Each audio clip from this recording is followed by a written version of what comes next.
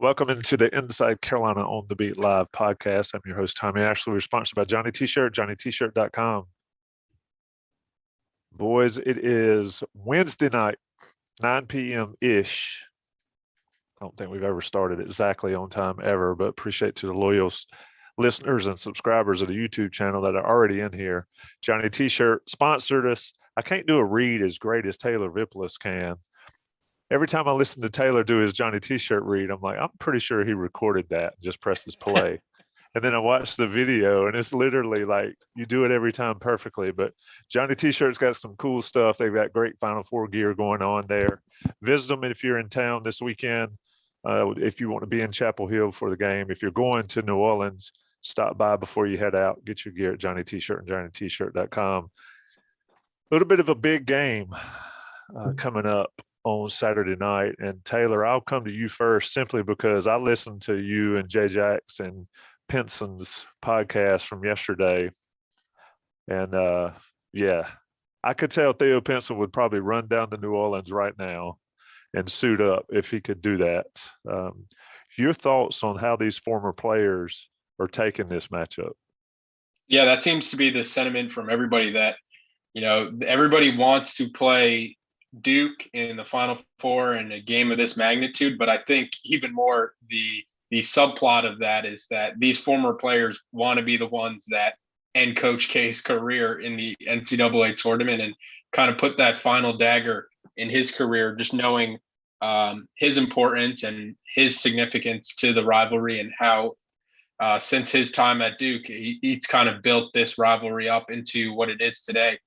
So I think if you hear any former players talking this week, it's all going to be about, how big this rivalry is and how much they wish they were playing for Coach Davis right now. Yeah, it's fascinating how the sort of the opposite takes from the players and the fans. Now, the fans have come around since this actually has happened. Like Sherrell McMillan likes to say, DEFCON 1 is happening. I've always said in the national semifinals, it's okay. I wouldn't want to see it in the finals, but Sean, it seems like the fan base, at least, has come to acceptance that this is really happening. And this is a gigantic opportunity for North Carolina to do what it started about 3 weeks ago in Cameron Indoor Stadium. I think it's amazing. I think it'd be cool to try to be in the building. I think it'd be cool to watch on television, but I don't think it can be any bigger for college basketball. Yeah, I mean, I think along the way, it would have been nice if Michigan State had finished the job, but have seen a lot of people say, well, hey, if nobody else is going to do it, at least give UNC a shot. And I think it sets up perfectly. Obviously, nobody really expected this a few weeks ago after that final game in Cameron, which many assume would be the last time UNC did face Coach K. But I think, as you mentioned, Tommy, over the week, I think from the fan base, it's gone from, we have to play Duke again to more kind of an acceptance, and now looking forward to it. And it's an underdog role. The spread's 4.5 on a neutral court, which is pretty significant. But I think everybody's embracing it, and it'll be a tough task. But I think this team has proven it's up for anything right now. Sherrell McMillan slides in makes a quiet entrance into the party. Sherrell, so I'm going to ask you the first question. Where's Gigi going? We're not going to do that. There's a great, if you're Inside Carolina Premium subscriber, you need to get on there and read Sherrell's latest update. But just talking about the game, Sherrell, my question to these guys before you got in here was, it seems like everybody is getting on the same page about playing this game, whereas the fan base didn't want to see it. All the former players were chomping at the bits, wishing they could be a part of it. Where are you? Because I know you've talked about DEFCON 1 for a long, long time. Where are you here, I guess, Wednesday night, 3 days out from it actually happening? Acceptance, I think, would be where I'm at. Nobody really deep down in their core, down in their soul, really wants this game. Want is a very strong word. I think accept and are okay with are the phrases that probably work better.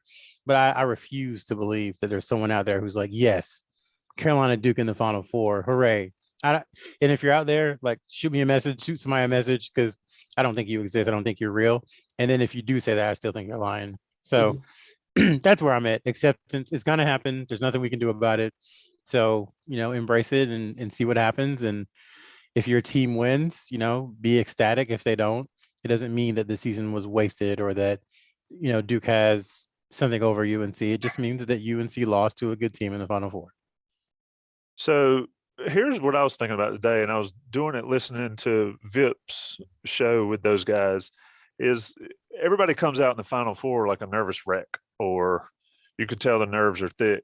Vip, do you think the fact that these two teams play all the time, know each other, played twice before, do you think that makes for sort of a better basketball game in the sense of maybe less nerves, less whatever's going on usually early in these national semifinals? Yeah, I think it's going to be less of teams trying to feel each other out with how familiar these two teams are with each other. And if anybody has the edge when it comes to less nerves going into this game, I think it would be North Carolina, because the last time these two teams played, it was UNC winning, and it was the Duke players folding under the pressure of everything that kind of came with that spectacle in Cameron Indoor that night. And I think you will see a more relaxed UNC team, because I think a lot of people are saying it. They really don't have anything to lose. And right now they are playing their best basketball heading into the Final Four. And Rel said he doesn't think anybody wants this Duke UNC matchup. And if they do, they might be kind of lying or just kind of bluffing for the crowd. If there's one person that I think wants this matchup with Duke, I think it's somebody like Caleb Love.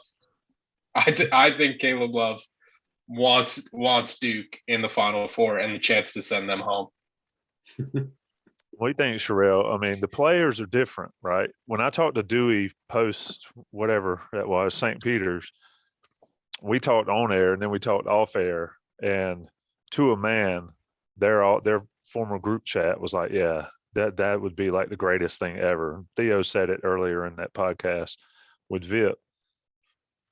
I agree. Caleb Love wants a piece of Duke. What does Duke think? I mean, is the pressure on Duke here still? Do we still believe that? Yeah, I mean, they're the favorite in Vegas to win the title. They're the favorite in the game. This is a chance, at least in their minds, to avenge the loss at Cameron. So I think for North Carolina, they're going to have to withstand like the mother of all punches at the beginning of the game, because Duke is going to try to hit, 5-pointers every time down the court.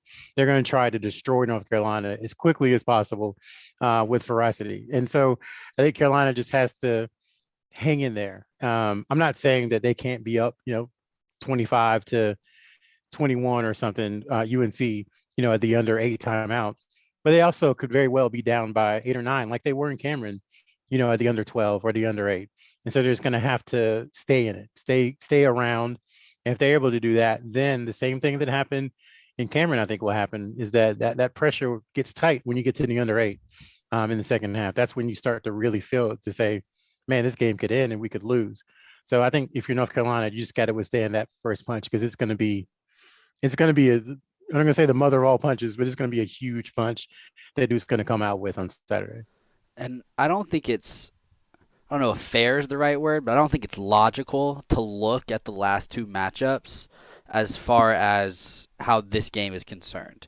Now, if one team won both of the first two matchups, then I think it would be a little different, in my opinion. Like, it's the rubber match, right? Like, and then you also have to look at how these teams have been playing in the month of March. Duke's offense is by far better than anyone else in the tournament and anyone else in the country at this point in the last, what day is it? The 30th? In the last 30 days.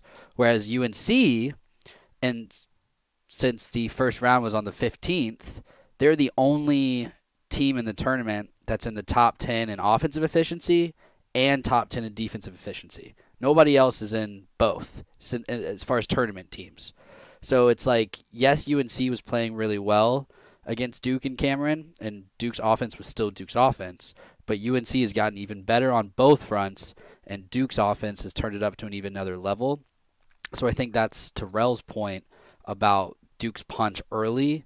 They're going to try to exert their offensive dominance on Carolina and see they're not going to be scared of UNC's defense because, one, they just beat Texas Tech, who has the number 1 defense since January 9th, and 2, they just beat Arkansas, who has the number 2 defense since January 9th. Like, Duke's not scared of defensive game plans, so I think the beginning is really going to be almost more important than it was in Cameron. What do you think, Sean? Yeah, I mean, I think, we talked about this going into Cameron, and it was, they can't get down big as quickly as they did in the Dean Dome. And instead, UNC took the initial lead. But as Sherrell was mentioning, they got up, I think it was 9 points in that first half. And they had a few, what could have been almost kill shots of Paolo from 3 or a few other shots to go up double digits. And luckily they missed those. And then all of a sudden UNC, hits those threes to get it to a 2-point game. But then once again, in the second half, Duke kind of jumped out to that 7-point lead. And luckily UNC was able to hang around before Caleb got going. So, I mean, I think Duke's going to come in with an extreme amount of confidence, especially wanting to play UNC after, kind of really giving up the last, 7-8 minutes of the second game. But, the pressure is on Duke, but at the same time, I think they're going to be very confident. And then, the final thing is just, once again, we've been playing in basketball arenas the whole tournament. Now we're at the Superdome, 70,000, you're playing in a everything looks a little different. So can UNC, utilize that to jump out to an advantage, or, throughout the game, make sure that they're not going on those kind of 3 to 4 minute spurts where they might be struggling to score and Duke's extending a lead or cutting into one. Vip, I had to laugh when you were talking about the shooting in the Dean Dome. Yeah. Yeah. So I got that story too, right? So I walked in covering for Inside Carolina back in the day, and Ed Cota, and I was trying to post up Ed Cota, and I was like, anybody under 6 foot I can take. Well, I couldn't even get the ball. I couldn't even get a shot off against the dude. But anyway, he was like, why don't you try to shoot some threes or whatever? I couldn't hit the rim. I don't know if it was nerves or I couldn't tell. And they were just laughing. He was like, man, you try to post me up and you can't. Yeah, so it was embarrassing. So I've certainly felt you when you were talking about that with Justin and Theo. Joey Powell coming in. Joey, we've been talking early, is like everybody's sort of ready to go for this matchup. The fan base was out of it, didn't want it. It's happened. It's here. All the former players want it. Where do you stand on this? I know we've discussed it a lot on Inside Carolina Live and on podcasts and all, but I think it's exciting. I think it's time to go. I think this is the perfect time for this game to happen. I mean, I want to give mad respect to Taylor for just saying maybe you were just sorry is the reason you couldn't make any shots. But I appreciate Taylor for not saying that. I'm in the same boat with him, though. I think it was worse that I could not get a shot off against Ed Cota because he kept slapping. He did foul me a couple of times, but I didn't call it. No, man, it's one of those things where I think somebody asked on Saturday during the show, like, why did we want this or why did we not want this? I mean, I think if any Tar Heel fan has a choice, they don't want it. But like you said, now that it's here, I mean, the hero we needed all along might have been us, right? Like that's kind of the Tar Heel fan mantra. It's one of those deals where, like, if you're going to kill the villain, you might as well go do it yourself instead of waiting on somebody else to do it. And it's kind of exciting. I mean, I think everything I've read and listened to and people I've talked to, it's not dislike what you've heard and what Vip was saying earlier. I mean, now that the matchup's here, what the hell? Tar Heels want to go win the thing. And I will say, and forgive me for being late, I was out doing the Lord's work, but if y'all have already said, I still feel like the more I see and the more I read, that the pressure is all squarely on Duke's shoulders. It may not be as much as it was in Cameron for K's last game, but it really feels like that UNC is still playing with house money, coming in as an 8 seed and playing the mighty Blue Devils in what will at some point, whether it's Saturday or Monday, will be Coach K's last game. Yeah, I'm kind of torn on that. I mean, yeah, they're the 8th seed. Yeah, they're not expected to win, and it's all. But this team beat them already, and these guys know how to do it, and it's different. I mean, if it were St. Peter's, absolutely, it's house money or whatever. But anyway, I get you. I think we're all pretty much in agreement here. Let me ask a question right out the gate, and Viv, I ask you first. Somebody, Mark, is it Mark Williams asked the question, Gregory, or did you want us to talk about Mark Williams, or tell Mark Williams Williams is the question asker? Why is Mark Williams in our chat? Doesn't he have something else to do? He needs to get to practice. He's getting some inside info. My camera's off because I'm eating dinner, but I'm here. Don't worry. So, can Carolina survive a poor shooting night? Sean, I'll since you're at the top left of my screen, I don't know where you are on the YouTube, but you're at my top left. I think the answer is pretty much a resounding no. Is it possible for Carolina to survive a 35% shooting night? Probably not, just given how Duke's offense has played. But are they getting to the line? Where they've been shooting really well? Is it from three that they're struggling at? Once again, that first game, both guards really struggled versus the second game. RJ was great throughout, and Caleb turned it up the second half. But they need to, for the most part, shoot the ball well, or be crashing the glass. I think you're going to need your A performance to win on Saturday night. And if you're having one of those just completely off shooting nights, then yeah, I don't think there's much of a chance. But I think even if they're a little off, if they're mixing in, getting to the line, solid defense, etc., it can still be a game. And then all you need is a few quick threes, as we saw at the end of the first half against Duke or against UCLA. So it'll be tough, but it can be manageable. So that sort of goes to the question of sight lines, the question of inside play, outside shooting. Sherrell, a lot of people are talking about how Mark Williams, not the guy that asked the question, unless it is the same guy. Who's got the advantage inside here? Everybody talks about Mark Williams. But I mean, I'm not sure there's been a better big man in March than Armando Bacot. Even though I did watch Williams in some of their regional games, he was pretty amazing. So who's got that advantage here, Sherrell? I'd probably lean North Carolina just because Armando Bacot has, as you said, had such a successful year.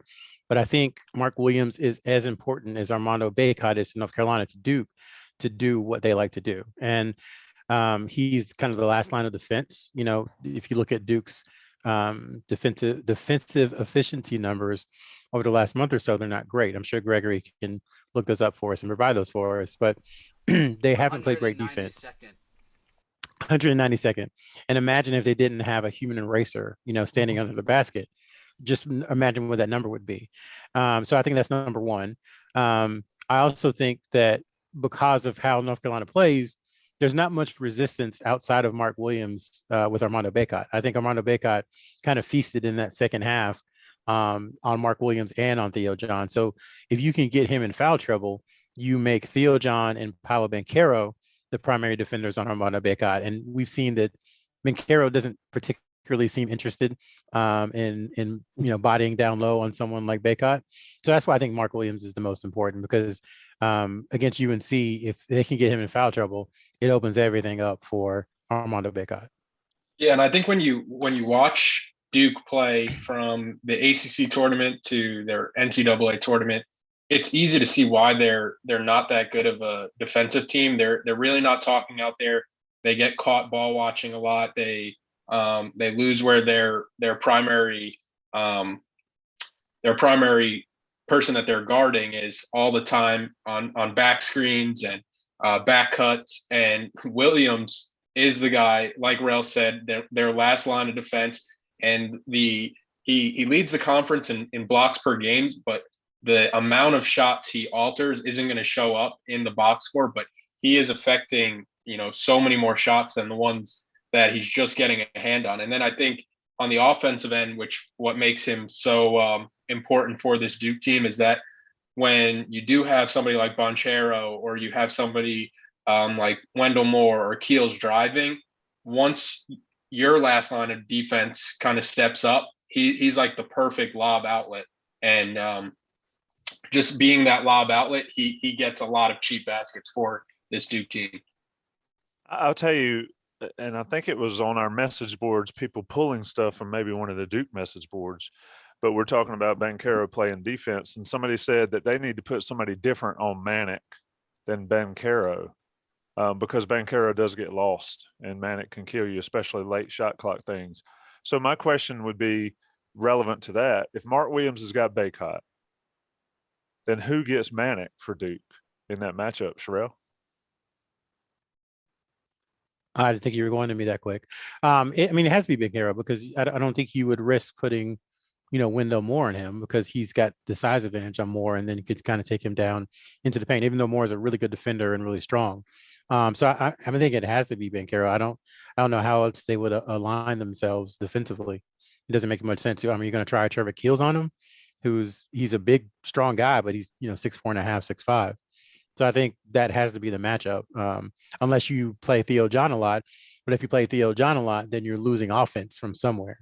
So I think that's the kind of problem that Brady Manic presents, is that you can have someone who's close to his same size, but then you're going to remove either Williams or Banchero or Moore. And I don't think you take out one of your best players for Theo John just to match up with Manic. So I think on the offensive end, it's Manic against Banchero, and Banchero has to hold his own.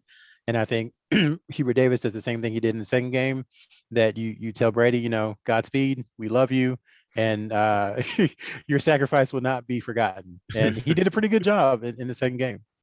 It's a trade-off. Both teams are willing to sacrifice for what the other people bring to the table, I think. Yeah, it's I love that. And Sherrell, you're spot on. Like, Eric Brady, come back with your shield or on it, Sean, I want to ask you this question, and Vip, you can chime in on this too. With the success that North Carolina had running that high ball screen, and just Duke never figured out what to do with it. Part of it was RJ Davis making the right decision just about every time, but UNC has really relied so much on that for their offense to kind of free a lot of other things up as well. Is there any reason to think that Duke might find a way to stop that, or should we consider that North Carolina will still have some modicum of success going into the game Saturday night? Sean, I'll go to you first.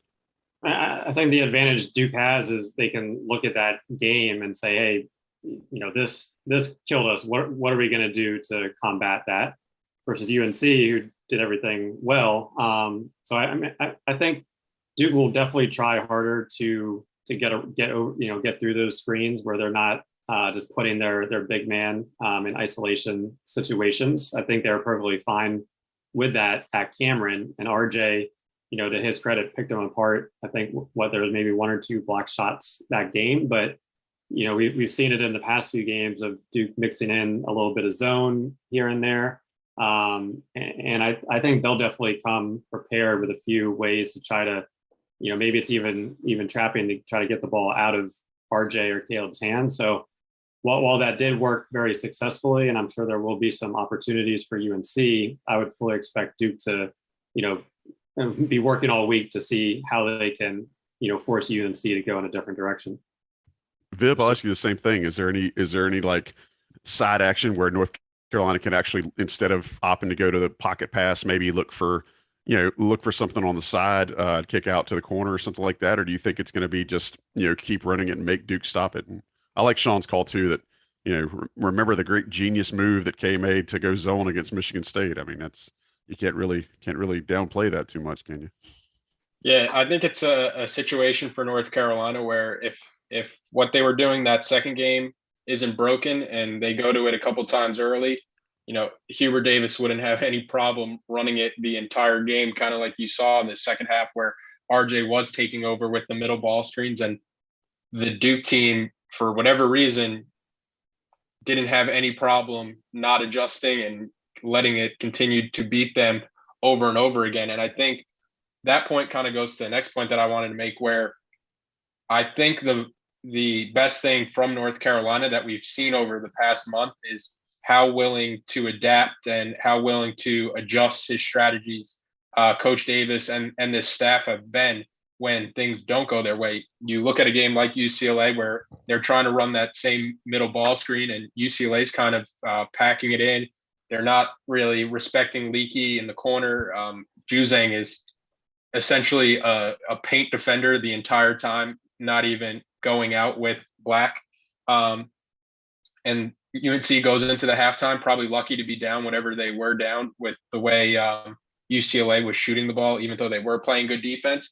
And you get things like the side pick and rolls and more adjustments and different actions to kind of take advantage of what UCLA was doing. You know, you take Leaky out of the corner, you put somebody like RJ Davis or Caleb Love or Brady Manick in the corner, and then all of a sudden you're kind of muddying up where UCLA's help defenders are going to come from, because you know you're not going to hug your defender, or you're not going to come off the paint into the paint if somebody like Brady Manick is spotting up in the corner and you're trying to, like, you know, what's more important? Should I stop the Love drive or should I stay with Brady Manick in the corner? And a lot of times in that second half, North Carolina caught UCLA in kind of no man's land, and that's how they were able to score. So I think if there's one thing to be encouraged about, if you're a North Carolina fan, is the adjustments that this coaching staff have been making during this run. That's a great point there, Reed, the coaching, and I think it's been fantastic. And rare, you know, I think the last major coaching mistake was made in Smith Center against Duke. I mean, other than the Pittsburgh game where they couldn't get the guys ready to play for whatever reason, the Duke game in the Smith Center. But this is a valid point. We've been talking about it on the Slack, away from our listeners and viewers' eyes. And Sherrell, I'll let you discuss it. Points in the paint is key, and especially I think in a game in the Dome, where shooting is going to be at a premium. Discuss what we've been talking about in the Slack. I mean, Carolina has found the ability to not need to hit a bunch of threes and still beat Duke. Yeah, I think what people were saying or asking is if UNC could withstand a poor shooting night. And Sean answered, well, we're talking about from 2 or from 3. And I think what we've seen is they can probably withstand a poor shooting night from 3 and still find a way to beat a team like Duke. So if you look at the game in Cameron, they were 9 of 25 from 3. Not poor, not great, you know, average, I would say. But if you break it down any further, they only took 7 in the second half.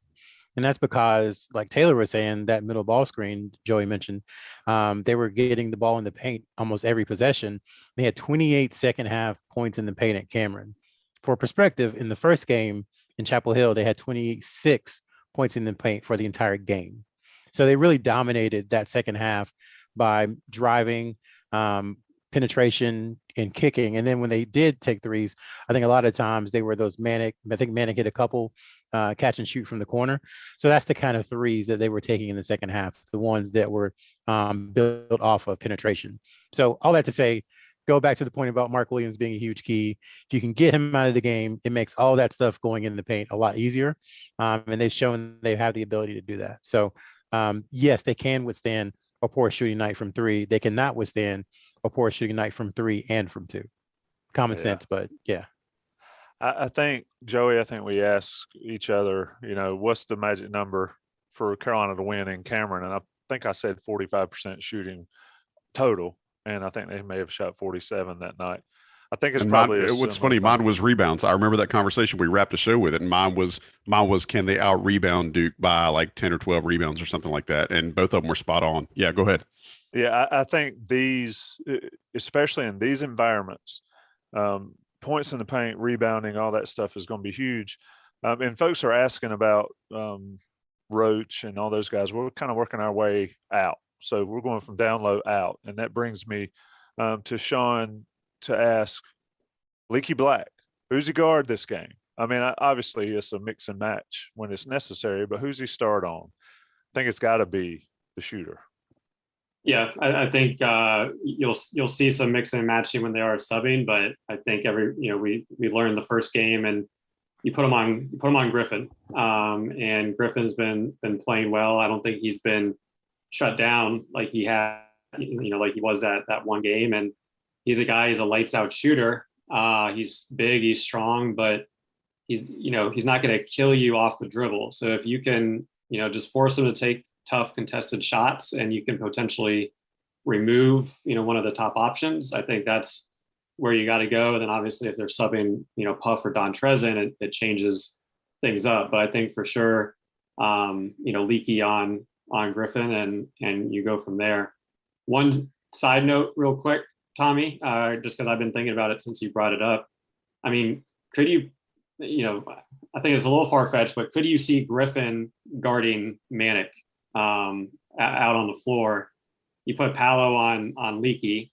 Paolo doesn't want to play much defense. And maybe you have a little bit of a lighter load with Leaky. You put Griffin on Manic, you just say, hey, no help side, just make, don't even let him touch the ball and just try to make his life difficult. I mean, I think I would potentially try that because Manic has been shooting the lights out. And once again, I don't think Paolo's the guy that's going to shut him down, but just kind of a side comment I've been thinking about since your initial question. No, I think it's valid. I mean, Paolo doesn't want to play defense, and he's not going to play defense. And I think him on Manic is a good thing for Carolina. And I don't think Krzyzewski or Shire or whoever's coaching that team, I don't think they make that mistake again. And that's why I brought it up, because I think you can put somebody like Griffin or even Keels on Manic to muscle him up. But I think if you put Banchero on him, clearly it's a physical mismatch in Banchero's favor, but it's not in basketball instincts and all that. And Manic will wear him out. And we'll see. I don't know. I don't know if you guys agree with that, but I think if you waste Banchero on defense, that frees him up to do whatever he needs to do on offense. Anyway, where's Leaky go? And how many shots, Sherrell, does Leaky have to hit? And then Vip, I want to hear your thoughts on it as well. I mean, if they do put Banchero on Leaky, I think that forces Leaky into an offensive role. I don't know. What you think, Rel? He would have to hit a 3 or 2. I think Gregory pointed out last week he hasn't hit a 3 since this month in March, I believe. He hasn't hit a 3 in March. Yeah, Syracuse was the last time he hit a 3. So which is wild. I think he would have. Yeah, yeah. I think he would have to make one just to keep them a little bit honest. Even if it's not because he wants to take more later, just so they'll have to close out hard on him. He can drive and then kind of do his thing. So I think I see what Sean is saying, but I think that's overthinking it a little bit. Kind of the way UNC put Baycott on Banchero in the first game, because if AJ Griffin gets in foul trouble, it changes a lot of the things that Deuce wants to do. Trevor Keels has been up and down this season, and you wonder, can he make those corner threes and hit those open shots at the same frequency that Griffin does? Because if Brady Manic were to get Griffin in foul trouble, you're limiting your offensive ability, and that is Duke's strength right now. So you're kind of taking a strength away from yourself by trying to cover for Banchero on defense, in my mind. What you got, Vip? In terms of how many points I think Leaky scores, I think you're going to get a very Leaky-like line, like 6 points, 6 rebounds, 6 assists, just kind of all around. A pretty even game for him that Carolina fans have kind of grown to expect from him. But I don't think he has to go above and beyond. I think he's more than comfortable in his role on this team, which has allowed his team to kind of take that next step. When you do have a player like Leaky who is accepting of his role and is very effective in the role that he does for this team as the team's best perimeter defender and somebody who can facilitate on offense. But I think the thing with Leaky, that you noticed the last time these two teams played, he might not score a lot, but he does get a lot of timely baskets. And when he's doing things like crashing the offensive glass, like any extra points that Carolina could steal with second chance points, it's a huge plus for them. Somebody in the chat made me laugh. Our guy Sean, he said Leaky follows whoever his man is everywhere. If his man's going to get a hot dog, Leaky puts the mustard on it. And that made me chuckle. I tell you what, it was pretty awesome to watch. And I think, Vip, you mentioned it, watching Leaky chase, whether it was Uzang the other day or Eddert on Sunday or this past weekend. Those guys that are locked in on defense, I'll never forget watching Jackie Manuel chase, I guess, J.J. Redick around. I mean, it's a full-time job to chase them all over the place. And, keep up with them, and you got to, because if you miss going under or over a screen or whatever, then Griffin hits a shot and gets Duke going. And I think whichever team shoots the best from the outside is going to win this game. I think because of the way these teams match up in the paint. I just don't see Duke not using Mark Williams enough. Every time they've won the national championship, there's been some big guy that's done something out of character for them, whether it was Zubek or other people like that. And I don't think Theo John. If we're talking about Theo John on Sunday, then Tommy, let me throw this out here. It can tip your hat. Let me throw this out here. If Duke runs their offense through Mark Williams, can North Carolina win? It depends on what you mean through. Is that at the free throw line or is that on the block? If that's on the block, that's trouble. If that's what I mean, if they're running inside out using through Mark Williams, that's where they've been their best is when Jeremy Roach has been able to kind of control the ball and they've gotten Williams some touches early on. And somebody here mentioned earlier, like the easy lobs and stuff like that he's been getting. I don't know that anybody in the country can stop them when they're doing that effectively. Somebody tell me why I'm wrong. Well, you're not wrong, and mainly because the way UNC's defense has played recently, they've been doing a really good job of helping, but then they've also been doing a good job of closing out. But with shooters like AJ Griffin, he's not stationary. He's kind of like manic in the way he'll move. So if they try to get AJ Griffin involved in the game, that's going to be how they do it, is with getting it into Mark Williams first and whatnot. And I mean, AJ Griffin was a non-factor, and that was because Leaky was on him and Cameron. But at the same time, it was also because of the way their offense was trying to go. And, I mean, Duke does not – their assist numbers are not very high, right? They like to play iso ball, and if they do get assists, it's usually to Mark Williams. But if Mark Williams gets those first touches, to your point, and then gets some assists, that's where it's not necessarily Mark Williams going for 30 that puts UNC in trouble. It's what everyone else does with Mark Williams getting the first touch that would put UNC in trouble, in my opinion. Yeah, and the way Duke wants to play offense, it's all iso ball for the most part, in comparison to a team like Virginia, Tech, UCLA that wants to run you through a lot of all these like off ball actions where Leaky is doing a good job of fighting through screens and everything.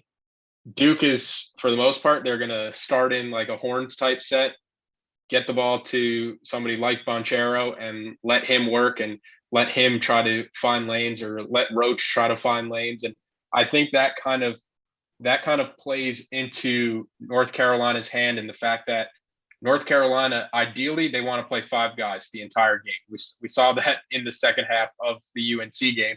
And the easiest way for this team to play five guys the entire half or the entire game is let them just stand around on defense, not having to move that much. Like you're going to have to show bodies on drives, and you're going to have to recover on closeouts. But for the most part, you're not running around and you're not chasing off-ball action for 30 seconds in the shot clock. So I think that's another thing that kind of plays into UNC's hands, even though the way Duke does play offense, even though I think there's very little X's and O's into it, it still is a very effective offense, the number one offense in the country. But I think that part of it kind of does play into UNC's hand, with the fact that UNC doesn't really want to go into their bench. Yeah, as an aside, I was going to say it later. If Carolina has five guys that play 35 plus minutes, I think Carolina wins. But that's for later. We mentioned the name just right then in that segment for Duke, and I think that guy's been the key. Sean Roach has been the difference maker for Duke. I mean, you can hate on Duke a lot, you can say what you want, but Roach is a player, and he does it. He has been the key for Duke in this NCAA tournament without question. Yeah, I mean, I think he had a pretty good game the second time around of being able to turn the corner and finish with contact, or finish tough shots in the paint.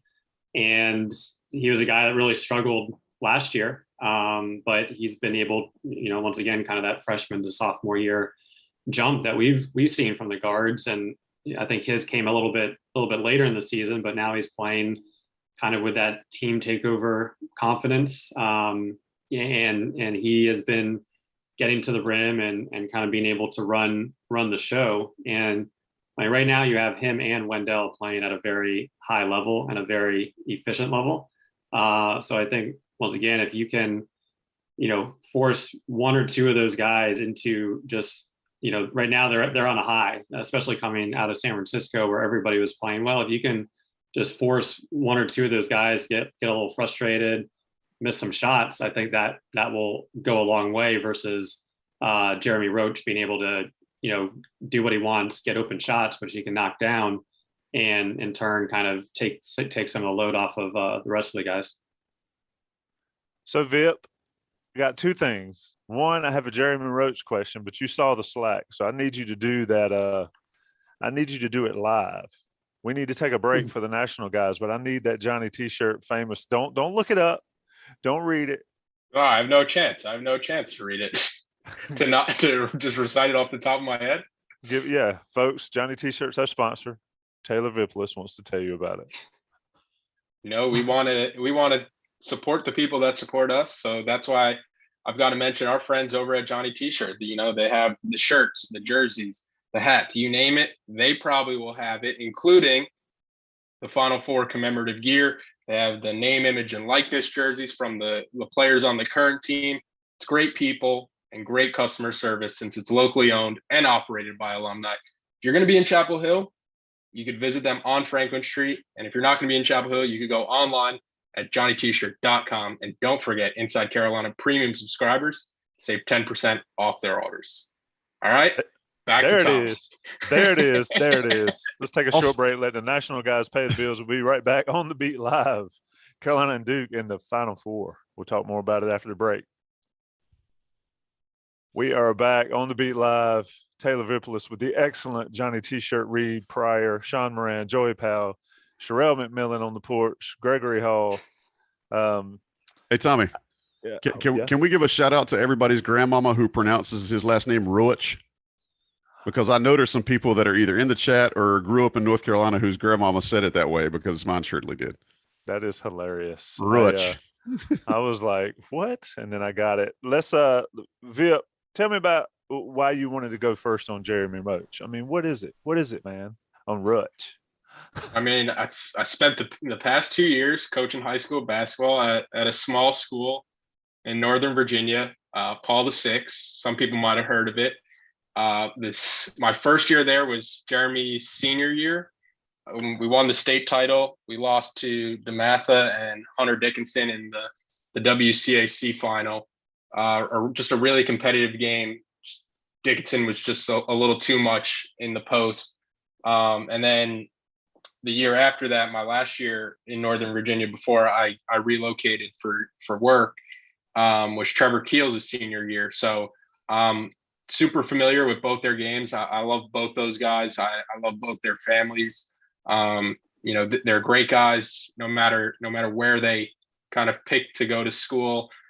And then I think the thing with Jeremy, he was kind of tossed to the side at one point in this season for somebody like Trevor Keels to be inserted to the starting lineup. Kind of stuck with it, stayed patient, even though I don't think his numbers or anything really suggested for him to get his role reduced. And the past 3-4 games, all he's done is bailed Duke out time and time again.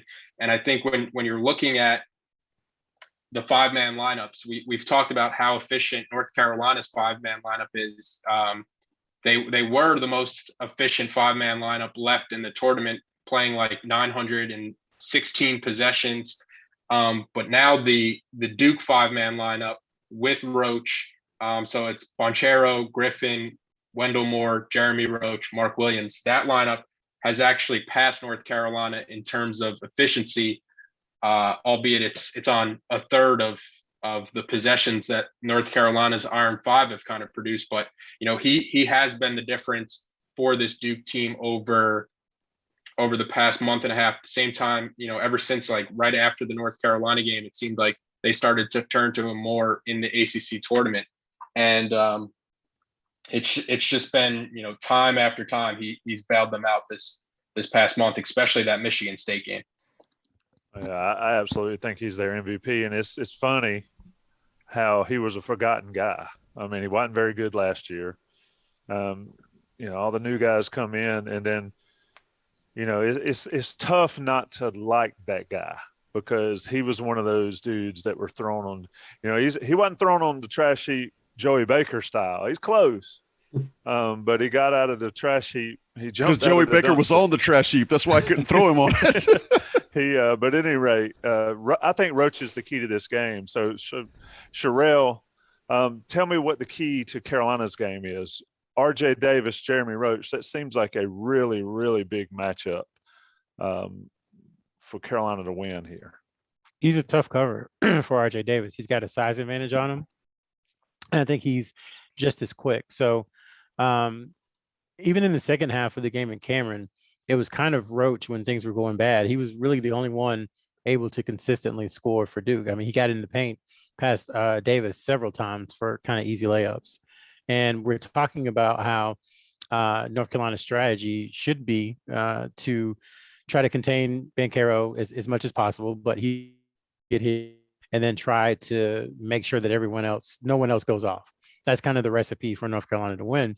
And Jeremy Roach makes that really tough when you have 5 guys on the court at any time that can kind of score, outside of Mark Williams, that can score on the perimeter.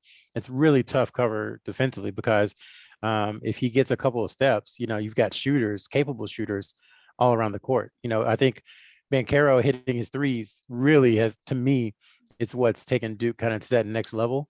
He was really good in the NCAA tournament thus far, hitting threes. I think in the Texas Tech game, he hit like his last 3 or something like that. And he was solid the other night. So I think, Roach at the top of the key with those guys around him is really troublesome. So RJ Davis has played better defense the last month or so. He's going to have a really good defensive game if North Carolina wants to win because Roach has been that good. Yeah, and Taylor brought up the 5-man lineup ratings.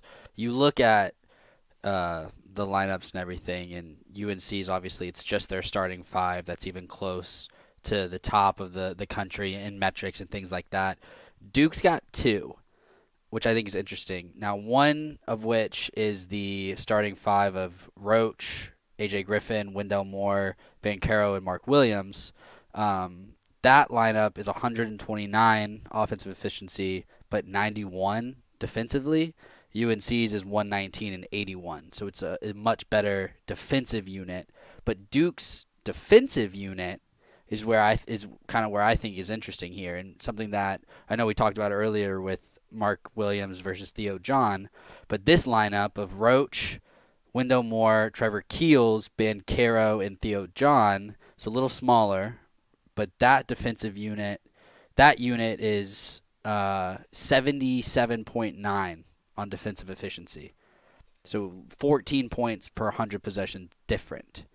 So as far as if Duke tries anything differently, I think that might be a lineup that UNC's a little bit, not for extensive minutes, but that might be the lineup where, and there's been questions here, and I'm kind of segueing into this, about that zone that Duke has been throwing at teams in the tournament. That's the lineup that would kind of try to frustrate UNC if they get on any sort of run and try to change things up tempo-wise, is throwing that lineup in and having Theo John in there and Trevor Keels. You get Keels' offense, but you get Theo John better at defense than a guy like AJ Griffin. So that's a lineup that I'm curious your thoughts on, Rel and Sean, and what do you think that would look like? And if we see it often, and if it would even give UNC any fits, considering UNC has been pretty decent against the zone this season. Go ahead, Sean. Yeah, those are great stats and great things to look out for on Saturday, especially given some of Duke's defensive struggles outside of Mark Williams, as Sherrell said. I mean, he just protects so much and lets them gamble a little bit more on the perimeter. I could definitely see that lineup going in to try to frustrate UNC. And, once again, the zone is going to get thrown. So when it does, is UNC able to react decisively and, get to the spots where they want, where they're then playing those guys off the court. Because right now, Duke's not a deep team, but they, Theo John can give them minutes and heals off the bench versus, if Armando gets a foul or two fouls.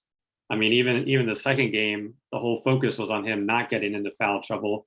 And he almost got called for that, the flop that they took where the ref called the block, but that could have easily been his third. And that really would change the game. So I think, regarding the question, I think we'll definitely see it, and it'll depend on, how decisively UNC can react to it. But then on the flip side, just for the UNC perspective, there's less ability, and there will be a Duke focus on trying to get Armando onto the bench. And now you lose that efficient lineup that we're talking about.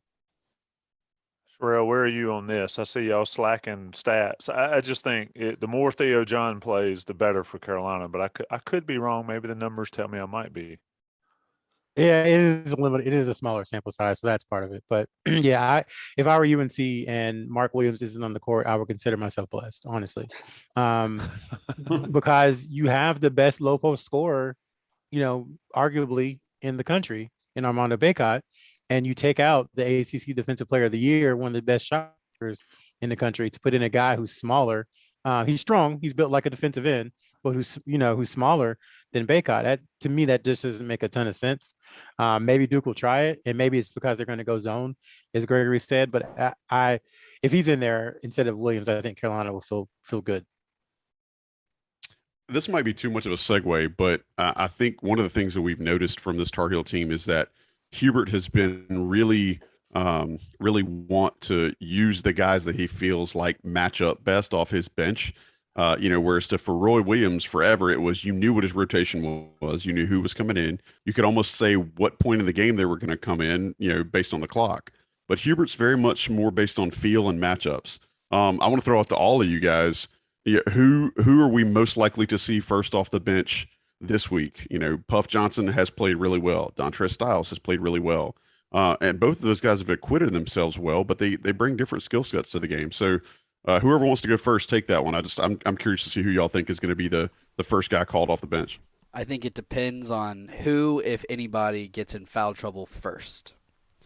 I think if it's Bacot, then I think you throw in Styles and you play Manic at the 5 with Styles in at the 3 and Leaky at the 4, just because you're taking out, you don't have Bacot, so you need a more athletic, stronger body.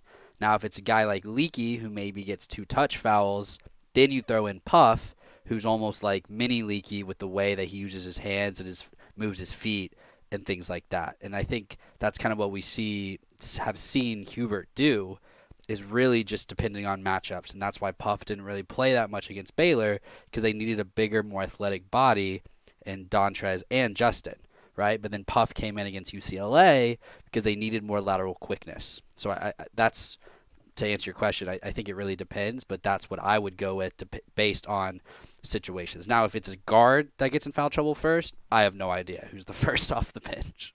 Leaky becomes the guard, basically. Yeah, he moves up, and then whoever comes in down lower. I what do you think? Oh, I'm sorry, Sherrell. No. You go, Sherrell, and then Viet. I was just gonna say I would probably go with Puff. I think because Hubert has talked about how he couldn't split Leaky in half in the first Duke game, and Puff is kind of, as you said, Gregory, a different version of Leaky with how tall he is and with his length, and he's a pretty tough kid. So I think he would be a pretty good cover on either Griffin or Keels or even Banchero for stretches. So I would probably go with him just because his defense seems to be ahead of Styles' at the moment. Yeah, I would tend to agree with Rel. I think you saw it late in that UCLA game when I think it was Bacot who went out, and Coach Davis trusted Puff in those minutes, and Puff did a good job of holding his own when somebody like Johnny Juzang was trying to back him down into the post. But I think if it was up to Coach Davis, the reason I laughed when you said that, Joey, who would be the first sub off the bench, if it's up to Coach Davis, I think that 5 is playing 40 minutes. If there's no foul trouble, if nobody's getting tired, if nobody's cramping up, I think he would be comfortable playing this starting five every minute possible if they have it going. Could we see the first ever 40-minute starting five? I mean, has that ever happened? I mean, it might work. The odds have to be against you. Yeah. Yeah. Well, here's the thing though. You've got the longest TV breaks of the year. You've got the longest halftime of the year. If there's ever been a game to do it, this would be it. That would be pretty epic. They've come close. I mean, didn't they have 3 at 38 and 1 at 37 and 1 at 31? So maybe so. I mean, what are we missing of this matchup, Sean? I mean, a lot of people watching on the YouTube are like, we're making them more pessimistic. I don't think so. I think what I'm looking for, I think Carolina does the same thing they did in Cameron with a few tweaks. But what does Duke do differently? If Banchero shoots 26 times again, does Duke win a game like that? I mean, no, I mean, and I think that's exactly what you want. And, you know, towards the end, they definitely got their offense in that second half. And everybody remembers a shot of Jay Williams in the stands trying to call timeout, but they didn't call timeout. And, you know, they were just letting Banchero go one-on-one and everybody else was standing around. So they definitely got out of their offense in that element. I mean, I think, you know, when they lost to Virginia Tech, they're, I think, 4 of 20 from the 3-point line. In San Francisco, they weren't shooting, I don't think, nearly as many threes, or maybe it was kind of up and down in terms of that. But I think, you know, they're really going to look to attack with Wendell and Jeremy, get out in transition. Paolo's been, you know, they still will, I think, go to him and, you know, once again, probably start the game going to him and trying to attack Manic, and then kind of letting him settle into the offense. But if you're Duke, I think you want to be moving the ball and playing more of a team game, because right now all 5 players are playing at a high level. And even in San Francisco, it almost allowed Paolo, you know, he struggled early against Texas Tech, but then, you know, it kind of allowed him to get going later in the game when they really needed that push versus him starting out hot. So I think, you know, they'll try to see if Jeremy or Wendell or Griffin can perhaps carry that load a little bit early, and then, you know, kind of use Paolo more so to maybe, you know, for them to try to provide, you know, finishing off of UNC. But that's what I would say from a Duke perspective of just trying to be more balanced rather than trying to specifically go ISO on certain mismatches. Yeah, and to your point, Sean, Banchero hasn't attempted more than, I think, 14 shots in a game since UNC and Duke played, when he had, 25 or 26 shots in that 11 game. for 26, I think. Yeah, so he was trying to do too much, and it hurt them. So I think that's a pretty fair point, what you're saying, as far as Duke being more balanced. I have this question for the group. UNC, obviously, free throw shooting on the season has been good. And in Cameron, they were 19 of 22, and they helped ice the game there at the end. Caleb did. In the tournament, UNC's 68%, and they've missed 22 free throws. How does that change? Obviously free throw shooting is all about the work you put in mentally and all of that. Is that a concern for Saturday, considering they're not at the level that they've been at? And it's not just one game; it's over 3. Ooh, what do you think, Vip? I think North Carolina can kind of withstand poor free throw shooting, or I don't think the free throw shooting is a trend to kind of worry about. I didn't mean to say they can't withstand bad free throw shooting. It could very well come down to free throw shooting. That could be again. a big crutch, or yeah. a big issue. But I think North Carolina, the thing that they do have going on their side is they do have somebody like Caleb Love who still shoots a very high percentage. I don't think Baycott is reaching the territory of, you know, hack a Shaq, but if it comes down to it, with the game on the line, I think you're more comfortable, obviously, with somebody like RJ Davis or like Caleb Love shooting free throws. And I think those two still do shoot a very high percentage for a tight game. You know who we haven't talked about at all? And Sherrell, we probably talked about him a million times this year. Caleb Love. I mean, how do we do a complete game preview and not talk about Caleb Love, Sherrell? I think it's mostly because we've been talking a lot about Duke. I think Carolina, what it is and what it wants to do is fairly firmly established. And I think us trying to read into this game are curious about how Duke has changed since Cameron. We've seen intimately what Carolina's done. We've studied that and watched the games over and over and looked at the stats. So that's probably why. But yeah, you know, as it goes, Caleb Love, as he goes, North Carolina goes. And I don't think that's an oversimplification at all, because we've kind of seen it. He takes big shots. He hits big shots. Sometimes he takes shots that don't go in, that you're just kind of like, what are you doing? But they kind of lather him up, I think, to be able to hit those shots in the clutch. And I think the key to him, which Joey's talked about, I think everybody who's on this podcast has talked about at least once, is to drive downhill. Hubert Davis mentioned it at his press conference. If he drives to the rim, he's an 88, 89% free throw shooter. That's almost automatically 2 points if he's, you know, going to the basket and trying to score. Not only that, that's when you start getting some of Duke's bigs into foul trouble. And if you can get into the bonus early in a game like this, I think that bodes well for UNC also. So for him, it has to start inside out, like Hubert Davis has said. Try to get to the rim, you know, no floaters, be aggressive, and then you can start kind of, you know, taking those step backs and those long threes that get him so energized. But yeah, I mean, he is a key, because he can take North Carolina to that next level. When they're playing well, he can kind of supercharge them and do like he did against UCLA.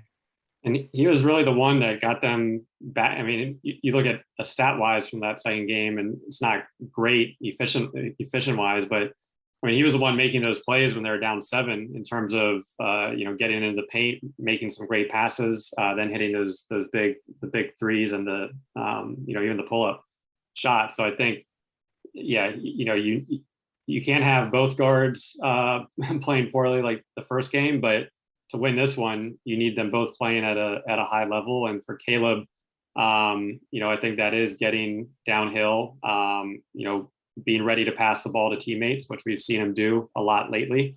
If he is able to get to the rim, like he was last weekend, you know, doing so where he's not, you know, kind of fading away off the 1 foot, because that just makes his shot a lot more difficult. But if he's able to get to the rim, I think then that just opens it up and gives him more confidence for those, you know, for those step backs or pull up 3-pointers that we've seen a lot of. He needs to do it in the first half, though, because he waited until a couple shots into the second half against UCLA, and that's when he started to get hot. But if he can do it in the first half, and he's talked about multiple times this season, his confidence is completely different when he sees the ball go in some of those early shots. Not that his confidence is ever wavering, but as far as just stepping into shots and things like that, when he hits early, he turns it up earlier than he does later. And to the point about driving downhill, it needs to happen as soon as possible in the first half rather than waiting in the second half, and then Caleb can have a really good game. Yeah, indeed. Vip, I think you might be doing something that's relevant to this discussion. I want to let you tease it and then peace out so you can finish it up. Yeah, I'm working on finishing it right now. Don't want to give away too much, but basically a feature centered around Caleb Love. Talked to a trainer. His dad, Rel helped me get in contact with his dad, Dennis. And I think when you read it or you watch the video that kind of goes along with it, you can start to see kind of, you know, what has made Caleb, and it's a mentality that he's had for quite some time. Indeed. Looking forward to it, Vip. Always appreciate it. Look forward to your coverage in New Orleans this weekend. Safe travels, Appreciate you my guys. friend. All right, Vip. We need more Rocky theme music too, by the way. I'll get it ready. As Vip dips out, let's ask a few questions and then we'll get out of here as well. We talked about free throw shooting. Scott Holland, you got your question answered. Tar Heel K, 1969. This is a question. I'll go to Sean. I don't really like the premise, but if Carolina can get a decent lead, do they go to the four corners? I think they did play a fair amount of four corners last against St. Peter's, I think, didn't No, you It you wasn't need four to. quarters. We saw It's just what 4 happened out, with, 1 in. Yeah, It was just stall ball. Yeah. they? Yeah, basic, same thing. They need to keep attacking. So when you go to that prevent defense in football, I feel it. For the most part, it always spells trouble, and especially something like this, it just puts a lot more pressure on you because now you're trying to get a good shot in the last 10 seconds, which more often than not, you're forcing something, and then if the other team's scoring, the pressure just builds. So unless it's a 20-point lead like against Baylor, you definitely will want to run some clock, but I think you want to keep attacking, especially given the offensive strength of Duke and what we've seen in past UNC Duke games when they've been able to put the pressure on and come back. So keep attacking them and keep the pressure on. But once again, if you do have a lead, late in the game, UNC will definitely be milking the clock a little bit, but you got to get good shots out of that. All right, Vip, Sherrell. I was looking at the old picture. Sherrell, who's the key right here? Who's the key to this game? It can't be Caleb Love again, can it? It just can't be Caleb Love again. From a North Carolina perspective? Yeah. If Carolina wins, if we are doing a show while we're down in the bayou and you guys are up here, some of you guys are up here, who are we talking about specifically on Sunday morning? I think it's Armando Bacot, considering the matchup, considering what he did in the second game. I mean, everyone after that second game was like, oh, Armando Bacot's going to be ACC Player of the Year because he dominated against a really good team and a really good center. So I think you're not asking him to replicate that performance necessarily, but he needs to have a good game. And some of the bunnies, the chippies that he's missed the last few games, he has to convert on those that close to the basket. And then you would hope that his whatever's bothering him with the back or with his hand or whatever it is, that feels better because the free throw shooting has to be a little bit better too. He was clutch enough to make the big ones against Baylor. He made the two that actually gave them the lead that they wouldn't relinquish. But he has to be better at the free throw line, I think, for them to have a chance. But I would go with him. Sean, who's your guy? Brady Manick. I think he's been playing at a super high level outside of that Virginia Tech game, which happens to be the only game they've lost. He's playing just from his shooting, his off the ball movement. If he's able to have a good game, especially because I think he will be a focal point for Duke. I mean, I remember the second game, anytime he had a wide open three, the coaching staff would go nuts. So obviously it's going to be a focus, but if he's getting 25, UNC should be in pretty good shape coming down the stretch. Even high teens, 20, you just want him on and hitting those threes because they're just so huge for the team and just for kind of the momentum that can hopefully build throughout the game. I think from a player standpoint, we're talking about Brady for everything Sean just said. But from a collective standpoint and maybe a stat standpoint, we're looking at what RJ and Caleb did with the ball. We're looking at their assist numbers and their turnover numbers. Because if Jeremy Roach is playing better than RJ, it's because RJ he'll have forced turnovers on RJ and whoever's guarding Caleb and vice versa. In Cameron, it was 15-5 assist to turnover. If those numbers replicated on Saturday and Brady does his thing and whatnot and Armando, UNC, you got to like UNC's chances. Now, if Duke's defense turns up, UNC gets out of control a little bit and turns the ball over, then we're talking about not playing on Monday as far as covering a game and things like that, in my opinion. It really comes down to what not necessarily the guard's scoring ability, but their ability to be ball handlers and things like that. If Carolina has 5 turnovers when the horn sounds on Saturday night, they won the game. Joey, what you think? Where's it at here?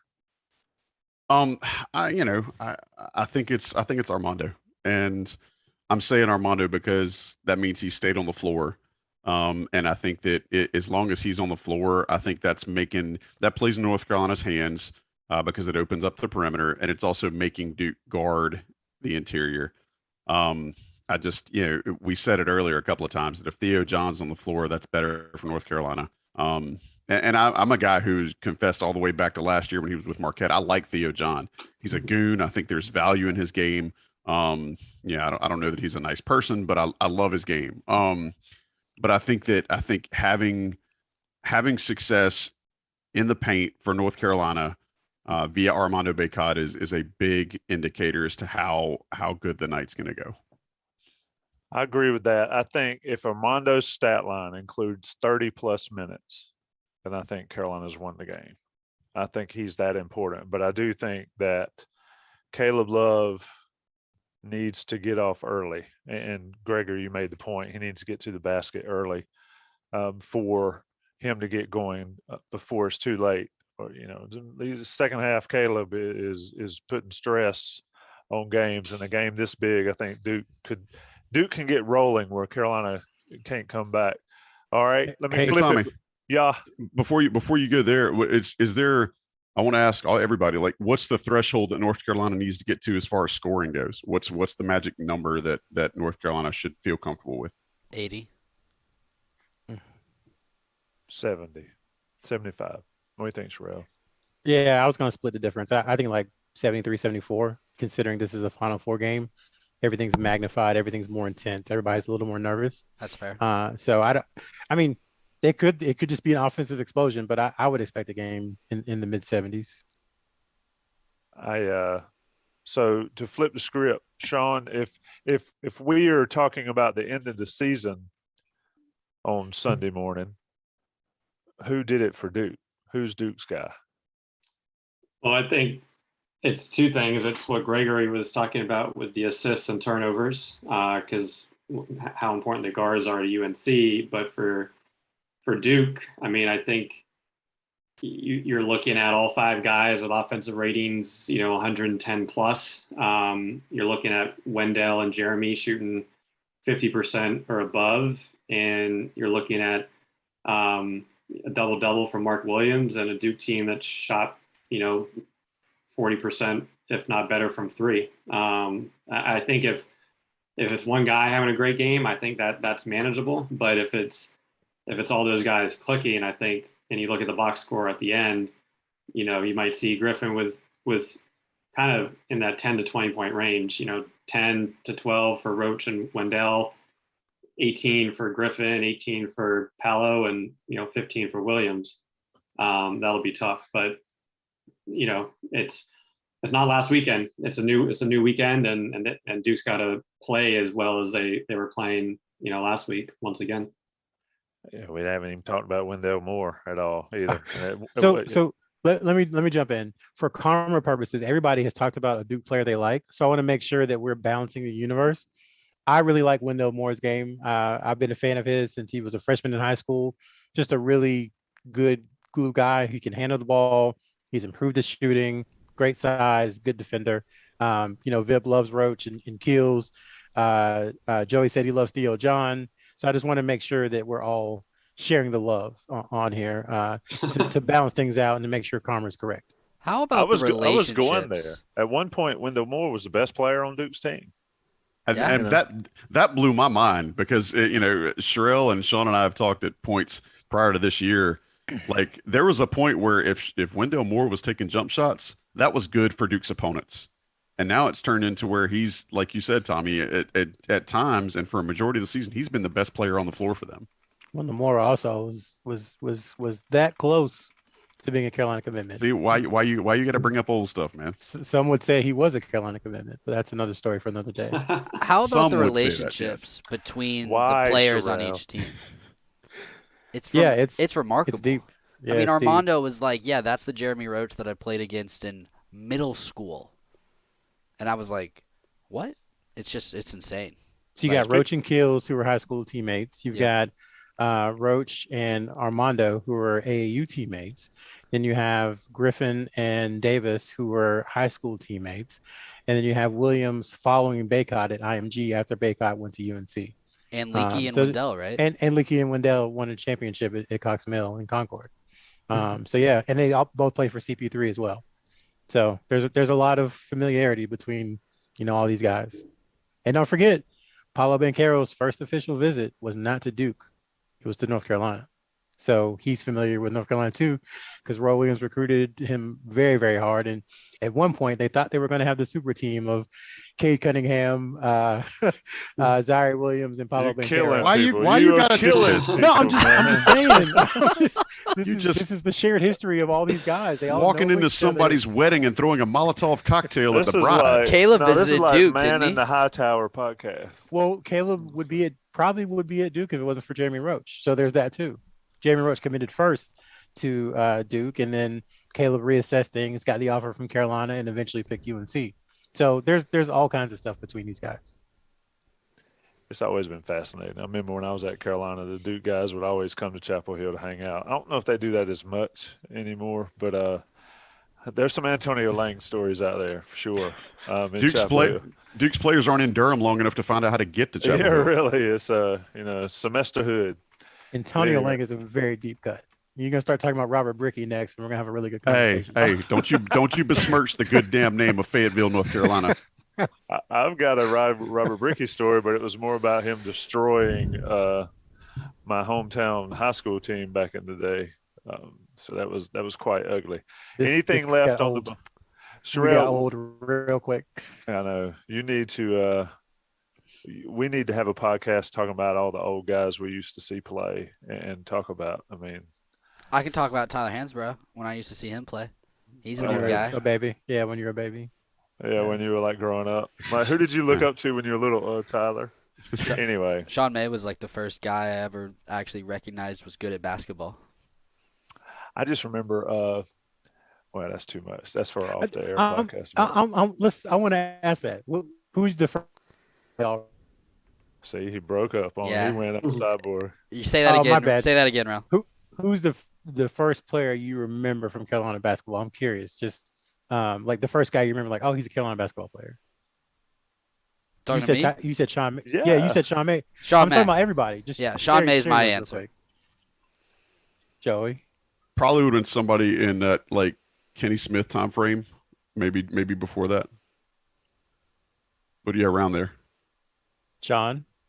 I mean, probably like early '90s. So Montross, Calabria, George Lynch, kind of that crew. Mine, I remember two. I remember because he was hitting threes, and it was like a 3-point shot. God, You breaking up on us, man. Dang, this Sorry, is epic. This is I'm epic sorry. stuff. Call Spectrum. can you hear me? Yes. That's Tommy. That's Jeff the, McGinnis. the- Is that who you said? the No. world doesn't want Sherrell to give away all the good scoop tonight. So it's Did you blocking just him out. say where Gigi's going? He did. Sherrell? He I said think that. He did. I heard it. That was it? Say That your- was our chance. Say your answer again. Oh, he left. Oh my God, he did left. I ran him off. That is No. such a mic drop moment for Sherrell too. By the way, Yeah. I went to a Carolina basketball game in like '82 or something like that. So yeah, I think I turned down tickets to go see Michael Jordan play in Carmichael because I had Saturday morning basketball practice, and I didn't want to miss practice. That was dedication. It worked out. Rel said it was Jeff Lebo and Kevin Madden for him. Those were his guys that he recognized were Carolina basketball you players. know who Kevin Madden is, Gregory? No. Do you know who Jeff Lebo is? Yes. Okay, just No, Jeff. he only knows him. He only knows him as Coach Lebo. He That's never knew his true. first name. He only knows him as Coach Lebo. I know his son, Creighton Lebo. This is yeah. We need to get out of here. But this Before the we do, first- though. Oh, sorry. keep going. Hold on. The first basketball game I vividly remember was like I can like put yourself there. Not like in passing was Lorenzo Charles's dunk for state in '83. I thought you were going to go like Cartwright Carmichael or something. Yeah, like Jack Cobb. Yeah, shooting it. in George the tin Glamick, can. the blind bomber. But I had, but yeah, I mean, obviously I was born in '71, folks. I'm old. Go ahead, Gregory. I was going to shout out everyone in YouTube.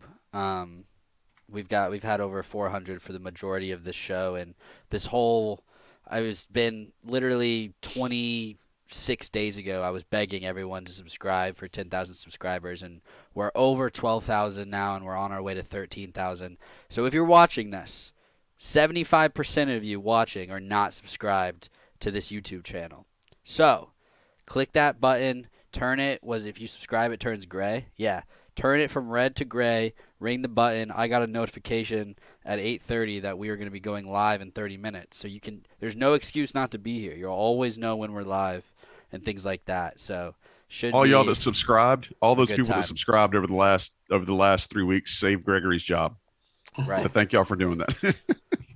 Yeah, it's been pretty crazy. So subscribe if you're watching, and thank you for watching live. Yeah, ring the bell. It's kind of like Coyote Ugly. The bar, just go ring the bell, and it's free drinks for everybody. Look, seriously, this has been hilarious, and this has been fun. We've done these YouTube lives for a couple of years now. Actually, COVID started it, but we'll continue them forever. It's fun to come on here. It's fun to interact with the people. At some point, maybe during the off season, we'll have another fan podcast where we get some of our subscribers in, ask some questions, chat up, talk to us and all that. Tommy, you got to tell them they might be able to find us on Canal Street this weekend. I was going to say, and it seems like the gods have spoken. So I know I'll be in New Orleans. Joey will be in New Orleans.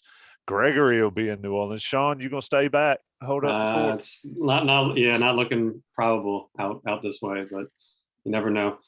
I think we will stay on. I'll be in Pass Christian at an Airbnb. I think Gregory is in similar areas, and Joey hadn't made a decision yet. But I'm working on it, man. But we will all be down there. Many positive vibes for the people traveling that way. Johnny T-shirts I sponsor, they certainly outfit everybody. It's worth your while to go visit them online. The national guys pay the bills. Check them out too. Inside Carolina is your place. There's no better coverage. Greg Barnes will be down there. Look for his coverage. Look for VIP special on Caleb Love, and look for all of us when you check out Inside Carolina and InsideCarolina.com. Thanks, boys. Late.